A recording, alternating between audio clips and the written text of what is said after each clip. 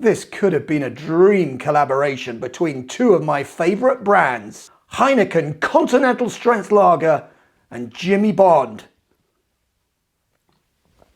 The beer tastes great, but where's that Bond movie?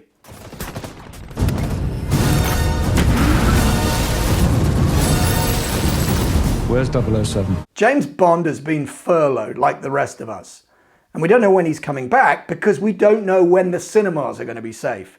In today's film, we're going to look at not just what's happening now, but what's going to happen next in 2021, 2022. How is the pandemic going to change the way we make movies and change the types of movies that the money's going to be making? After the pandemic, let's get stuck in. Heineken struck a brand deal with the makers of the Bond movie in the expectation that that movie would come out in April 2020. And I picked this up in a supermarket before the whole world locked down. I've noticed that all these Bond beers, these 007 Heinekens, have been pulled. And I imagine there are millions of bottles that are now sitting in warehouses and they're waiting. Heineken are waiting, and I think the predicament of Heineken is not a million miles away from the predicament of the big Hollywood studios who are sitting on their big summer movies and they can't release them yet.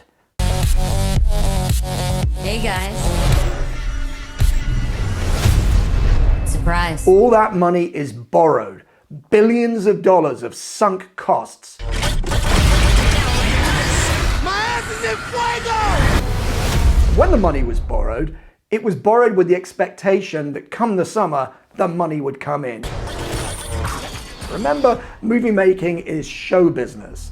It's art made for the purpose of profit. That's why they're all in it. We may be in it for different reasons, but the money is in it for the money.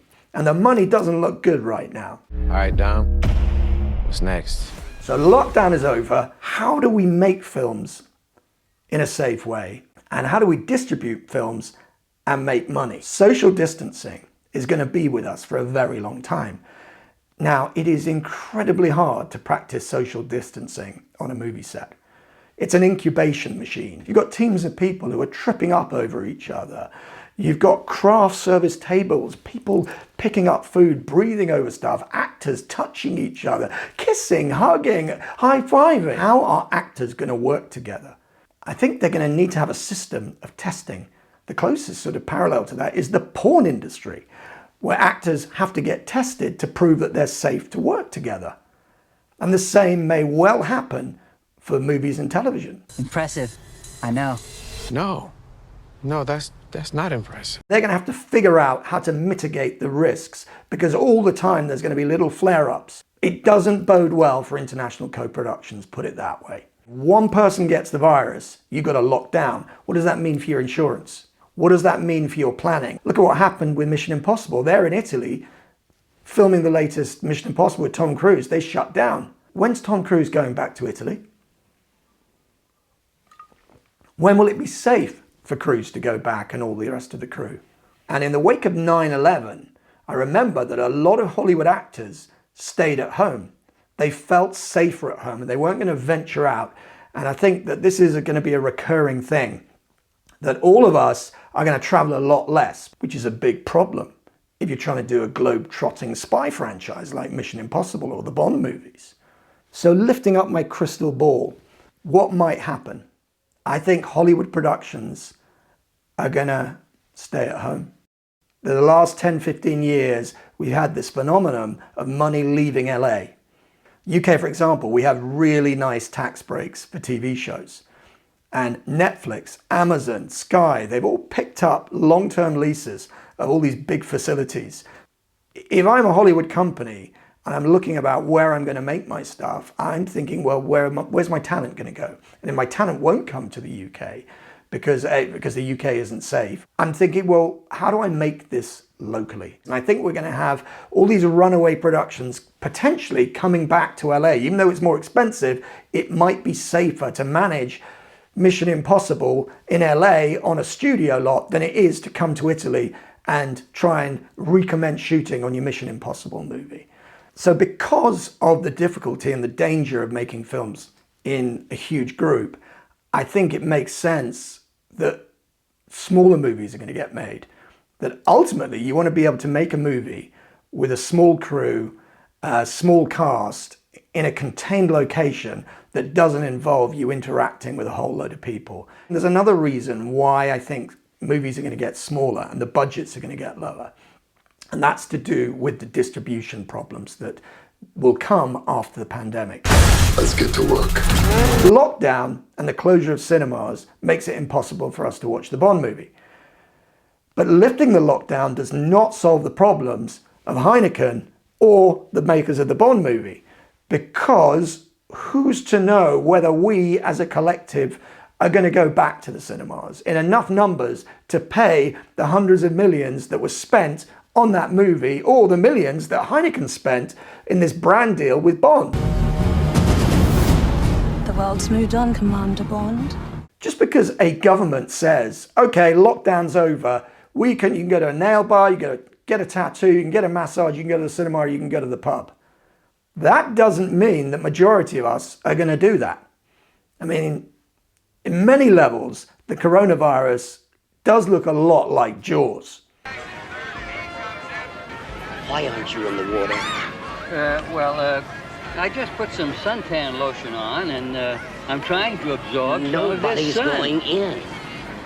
Please, gentlemen.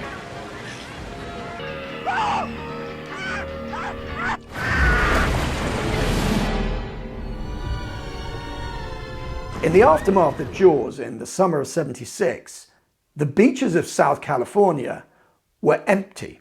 Nobody wanted to go back in the water. That movie changed the behavior of hundreds of millions of people who thought twice about going swimming because they'd seen this terrifying movie by 1976 standards. That was a couple of screen deaths. Well, the deaths that we're witnessing in our communities worldwide are not fictional. We're going to be scarred by this, and it's going to change our behaviors. The risk of going to the cinema psychologically is not a pleasant night out. To go and sit with a room full of strangers will not feel like fun. You don't know if that person 2 rows back is an asymptomatic carrier of coronavirus. And so I think these safety behaviors are going to affect box office. And some of you will say, sod it, the first time they're locked down, I can't wait to sit there with my popcorn and then get my life back. And that may be you, and that might be 20–30% of the audience. The scientists are telling us that this is not going away just because we say it's going to go away. You know, we're going to have to manage this for a very long time. And because of that, if you're a studio and it's your decision to greenlight a $200 million movie in March 2021 for summer 2022, how do you know there will be an audience sitting in the theater paying to see your movie? And that's the big thing. We don't know. We've never been through this. There is a risk.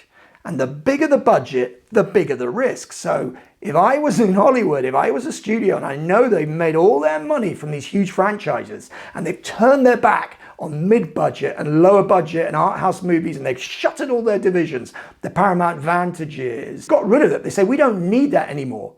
You know what? They need them now. They need low-risk, lower-budget movies which can make back their money on video on demand, on iTunes, on Netflix, on Amazon, more than they need another Bond movie, which is sitting like these Heinekens, gathering dust and just costing them in interest payments because they can't get a return on it. And if we're no longer buying tickets to see Marvel movies, DC movies, Bond movies, if we're watching these at home, the money needs to take that into account and cut its cloth, because I don't think they can justify the risk to their investors of making $200 million movies anymore. It's just not a sensible bet. The end is inevitable, Maverick. Your kind is headed for extinction. Maybe so, sir. But not today.